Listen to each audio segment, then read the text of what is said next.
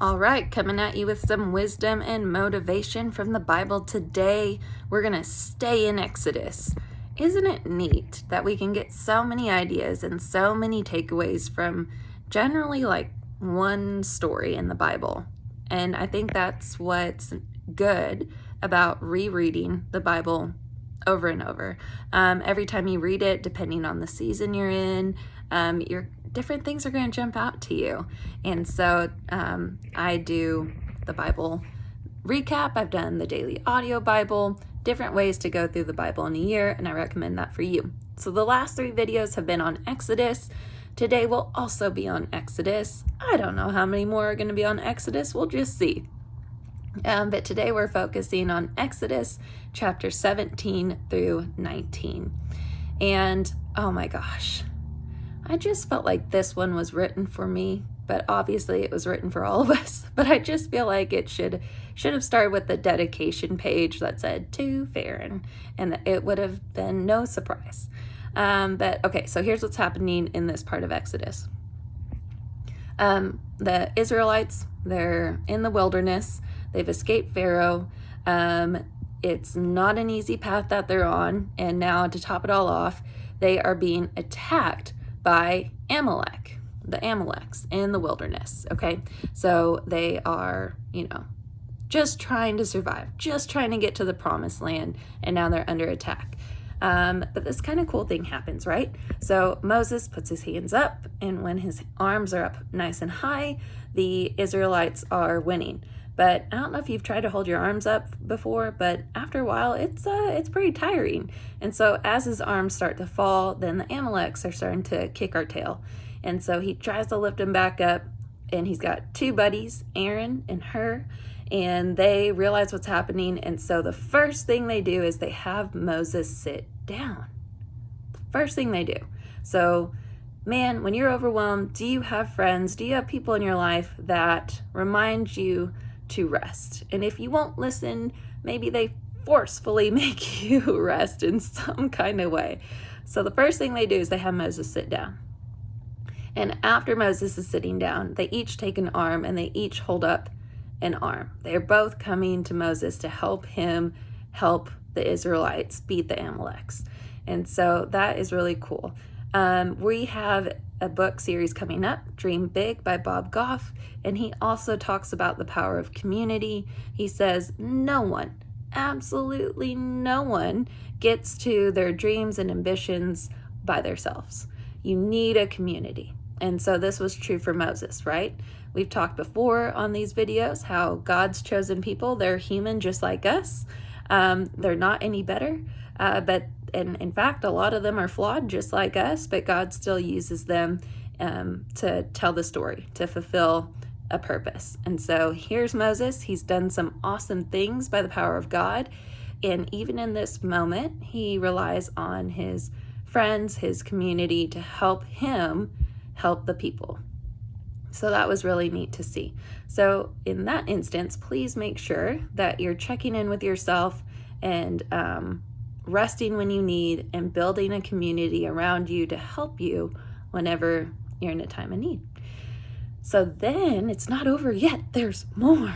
In chapter 18, Moses' father-in-law, Jethro, comes into town. And oh my gosh, Moses is just so excited to see him. Jethro was a priest at the time, and so he totally understands leading people in their faith. And so we talk about this a lot in Brene Brown's Daring Greatly book miniseries, and it's this concept of the man in the arena, right? So if you've ever been to a sporting event, there's always that one guy and or gal in the section that is yelling at the players as if, 1, they can hear them, and 2, that they are in fact going to take their advice. And they're just hollering the most obnoxious stuff at them. But really, it doesn't matter unless you got skin in the game, right? The players down on the field, on the rink, I guess that's a cool way to call an ice rink, I don't know, on the ice, they are there for each other.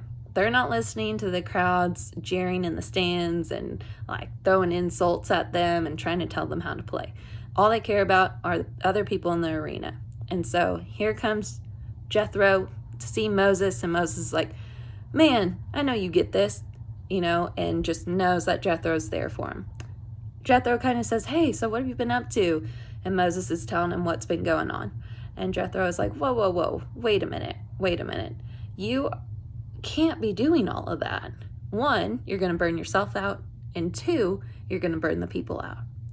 And it's the second part of that really stuck out to me, because I know several people that will work themselves into the ground, and they believe it's a good cause, and they're not afraid of hard work, and they're not going to make excuses, and they don't necessarily maybe believe that they can burn themselves out, but if you do it long enough, God will prove it to you. Ooh, maybe that hurt to hear. I'm sorry. I'm just here to tell you the truth. So, but it's the second part that you'll burn the people out. And I think that's what's crazy, right? We are working ourselves to death for these people. What do you mean that me burning myself out is going to burn them out? Are you serious? Yes, I am. So if you think about this, right, when you're burnt out and you don't have a lot to give, something's going to suffer. Either the people you love or the work itself. You are not God. You can't do all things great. You can't. You can try, but again, it'll smack you in the face one day. And I don't want you to get smacked in the face, right?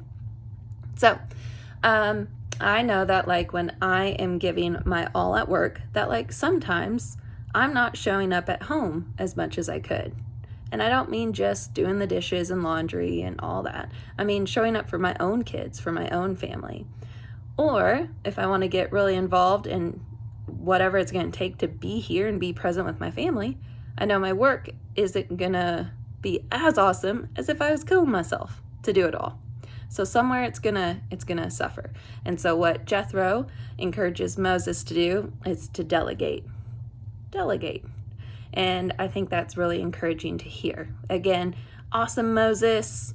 God's behind him. We know God's on his side. God has supported him. God's given him a community that can help support him too.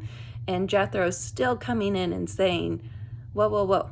Killing yourself, working yourself to death isn't going to serve you. It's not going to be good for anybody else either. It was almost like hearing permission to cut back a little, roll back a little. So again, a lot of things from this story. One is seek wise counsel from someone else in the arena. It's easier to hear from someone that gets it and someone who gets it that's doing it well. So if it's worked for them, I bet it can work for you.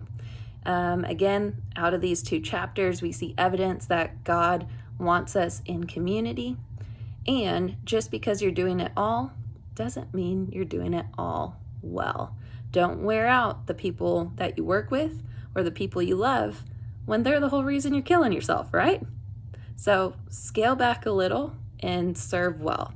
Maybe delegate where you can, prioritize if need be. All right, guys, that's what I got for you today. Tune in next video. Well, we're moving on to Matthew, but we may be back in Exodus. You never know. Too much good stuff to pass up. See y'all later.